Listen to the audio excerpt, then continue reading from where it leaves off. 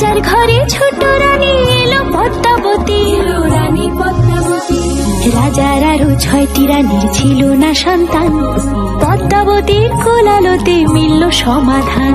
বছর যেতে জন্ম নিল 7 ছেলে 1 মেয়ে, হয় খুশির আকাশ হঠাৎ কালো মেঘে গেল ছেয়ে।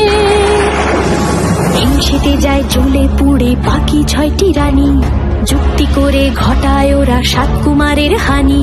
সুযোগ মতো 7 ছেলেকে মাটিতে দেয় পুঁতে, বাঁচে একা পারুল, ওরা পায় না তাকে ছুতে।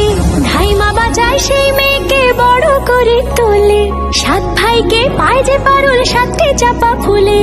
এত কিছুর পরেও রাজার বিপদ যে কাটে না, সূর্য নগরে সুখের সূর্য আর ওঠে না। হিংসা বিবাদ বিচ্ছেদ আর প্রেমের কাহিনীতে পারুল বোন কি পারবে 7 ভাই চম্পাকে জাগাতে।